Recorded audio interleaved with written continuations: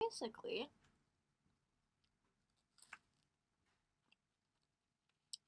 for 7 weeks now, I've had the feeling like there was almost like a leak in my brain, which, now that I say it out loud, should be slightly concerning in a medical sense. But let's just keep it as a fun video essay starter. But yeah, I've been feeling like there's been a leak in my brain, and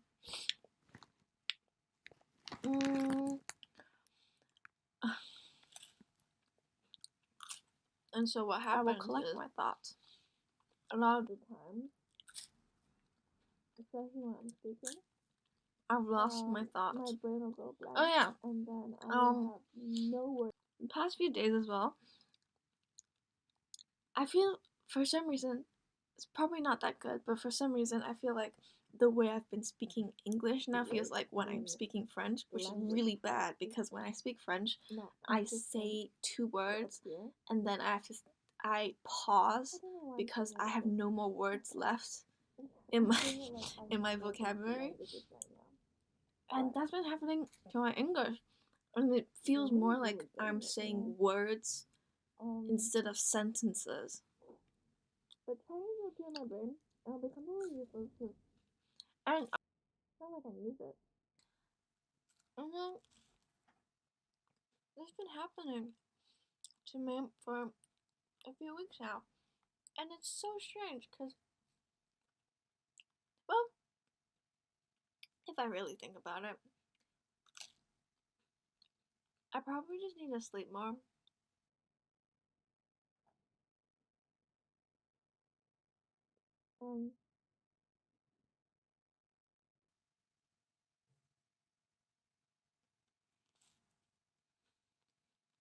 Yeah. It's just complicated.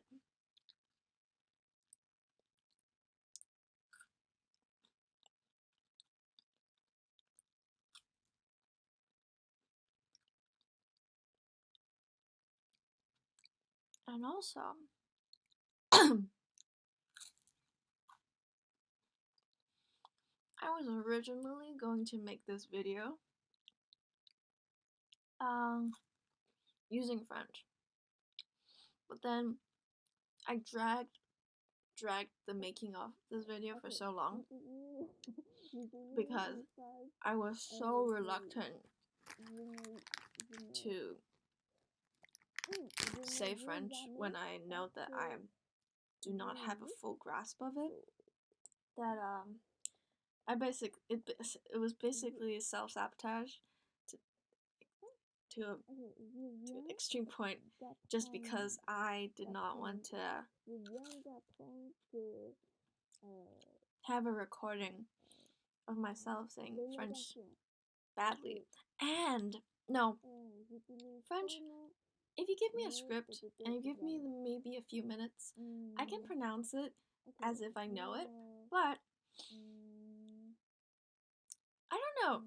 There's just always a part of me that's not satisfied with putting English words into a translation app and then reading out the French translation. I think I just have way too high standards, though I just did my French midterms, and that's exactly what I did. First of all, I was very tired and very, what's the word?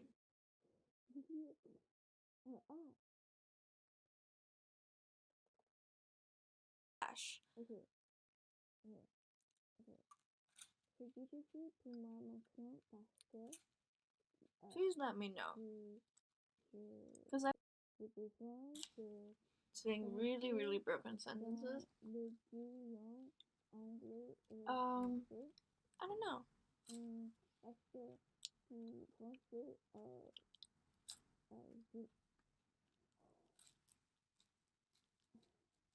j'ai besoin de dire, non.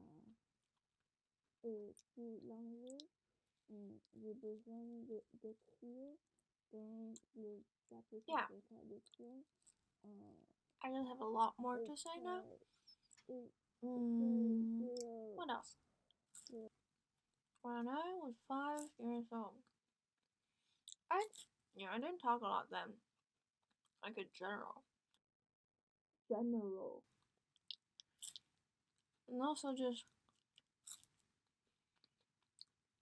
I guess my feelings for language is a lot more complicated now. Because, at least to me, my current understanding of it is that it ties in way more to my idea of identity than I guess, well, what kind of 5-year-old thinks about identity? But like, it ties in more to my idea of identity and how, for me personally,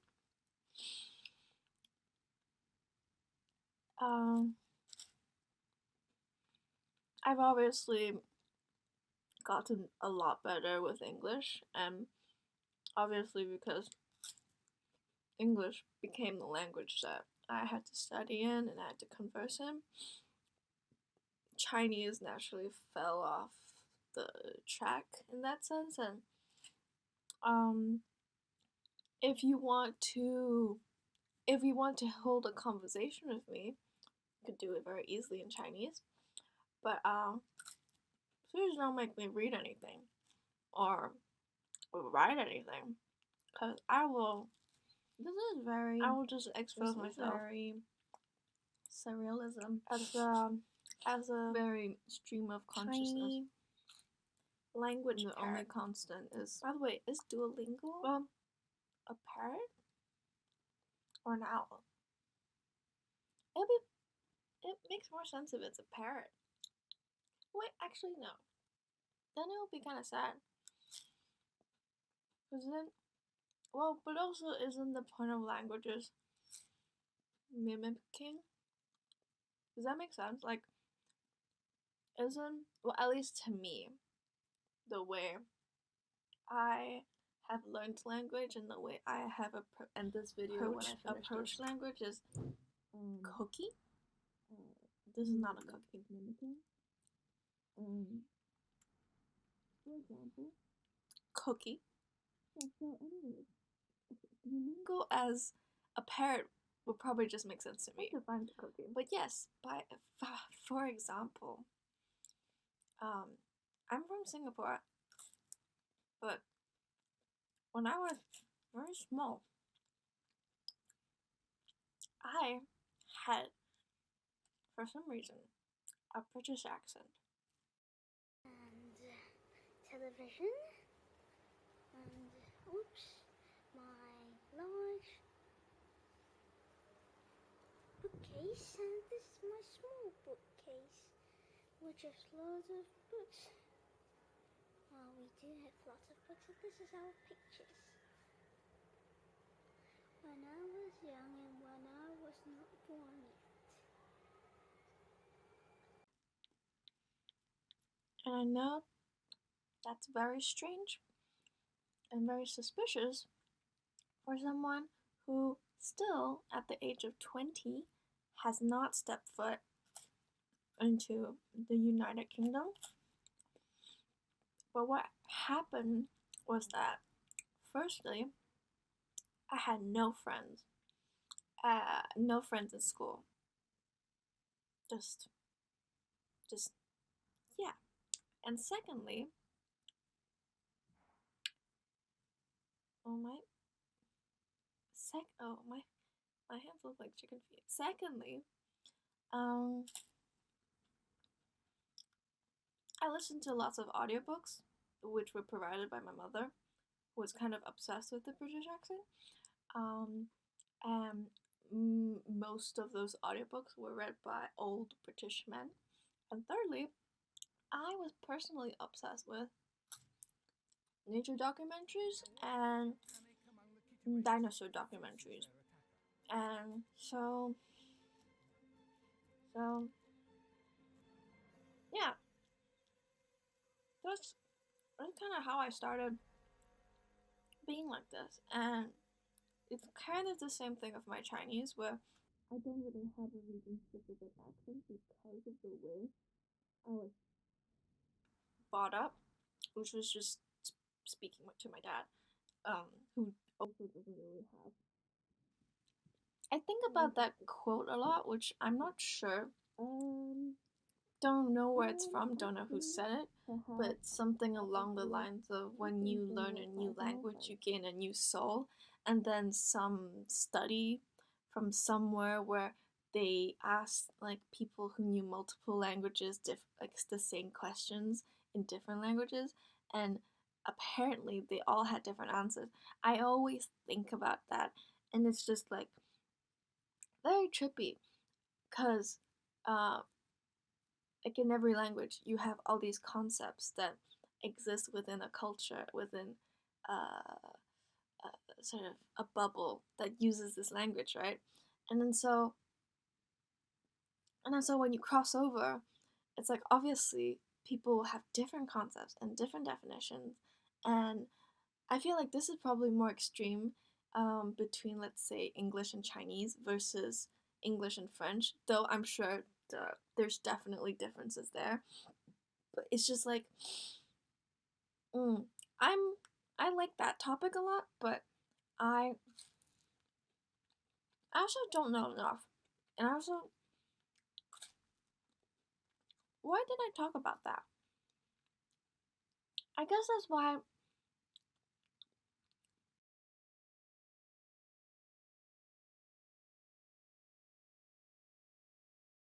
this is very irrelevant. But I just think I just think language is cool, and it's also cool that the way people learn it, and the way people use it, and the way people use it when they first learn it, and the way it gets translated over, and the way it gets mistranslated over. Um, and the whole thing about translations, where um, my dad has this thing where has he has like a preferred translator, so he would read these books in Chinese that were translated from other languages, and he would sift through like the different editions of the book to find like the translator that he knew was like good, if that made sense. And mm, and see, learning a language when you're a bit older, when you already have another language in your head, is more difficult because now you're just doing translations in your head, which just oh, what was that? What was that word? Do you hear that? Do you? Anyways, it's such a shaky and insecure place to be when you're raised in a country that's outside of, I'm guessing why, a kid learns faster, like a Western English speaking in a new environment with a new language type of place, catch on faster because and your concepts as well as the language your most well, let's say the language you have the best grasp of is English, because then it's like the whole, well, even if I hear, let's say, even if I go out, and I'm sure but also I feel like that applies to everyone who knows English, even as their like best language. Like when you go out and you're in a foreign country and then you pass by someone who speaks English, like, and honestly, well, that does also happen. Personally, it doesn't make you feel anything. I feel like it doesn't make me feel anything.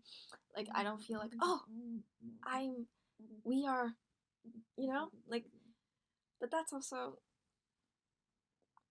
just because how English is just so widely used these days. But you don't have like a sense of like, oh, that's my people.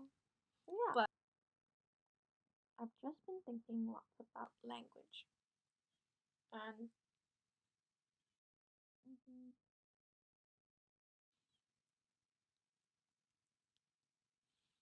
hopefully, probably one day, I will know enough French to not be so reluctant. I mean, yeah, that's obviously I can continue to learn it. I don't know. Will I ever feel like it's mine? I don't know. And depressing because that is the language I'm currently best at expressing myself with, and in more ways than one, it still doesn't feel like mine.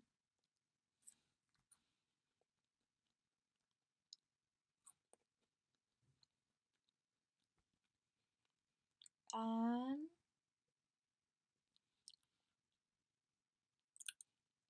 I think that's it. Thank you for listening.